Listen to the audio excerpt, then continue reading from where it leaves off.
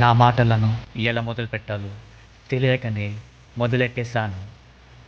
ఇది ఎలా ముగుస్తుందో మీతో పాటు నేను కూడా తెలుసుకోబోతున్నాను.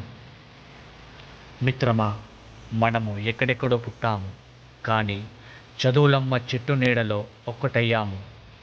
తొలి రోజులో ఒకరి ముఖాలు ఒకరు చూసుకున్నప్పుడు నిస్వార్థమైన చిరునవ్వుతో పలకరించుకొని స్నేహం అనే బంధానికి శ్రీకారం చుట్టుకున్నాము. అలా మొదలైన మన స్నేహములో కనులను తడిపిన వేదనలు ఎన్నో, అవే కన్నులను కమ్మేసిన ఆనంద బాష్పాలు మరెన్నో. ఇన్నాళ్ళ మన నవ్వులు, అల్లర్లు, చిన్ని చిన్ని గొడవలకు, ఏడుపులకు, పెడపబ్బులకు సాక్ష్యాలుగా నిలిచిన తరగతి 4 గోడలు ఇప్పుడు ఏంటి మిత్రమా, మమ్మల్ని విడిచి వెళ్ళిపోతావా అని దిగాలుగా ప్రశ్నిస్తున్నట్టు. ఇంతకాలం నన్ను చూసి చూసి విసిగొచ్చి వెళ్ళిపోతున్నావా అంటూ తరగతి బోర్డు ఆవేదనతో చూస్తున్నట్టు.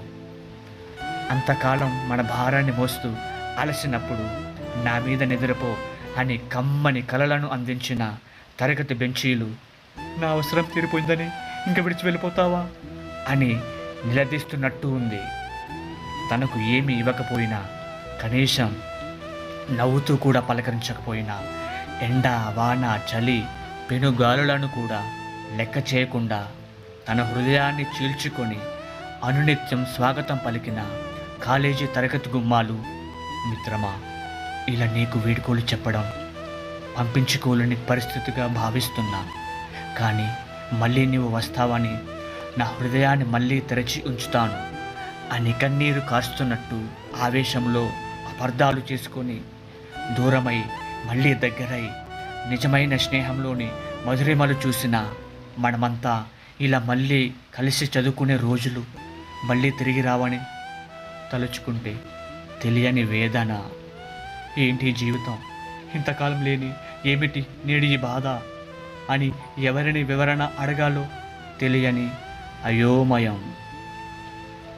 మా బాగు కోసం మేము సాధించే విజయంతో రెట్టించిన ఉత్సాహం కనపరిచిన గురువులకు ఈ సందర్భంగా శిరస్సు వంచి నమస్కరిస్తూ, గురువులారా, మా భవిష్యత్తు జీవితానికి బంగారు బాట వేయడానికి మీరు పడ్డ శ్రమ ఎన్నటికీ మరువలేనిది.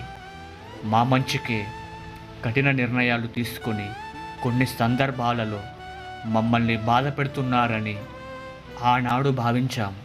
కానీ అవన్నీ మా జీవితాన్ని అద్భుతముగా మలచడం కోసమేనని నేడు తెలుసుకున్నాము. శిల లాంటి మా బుర్రలను గొప్ప ఆలోచనలతో అందమైన శిల్పాలుగా మార్చారు.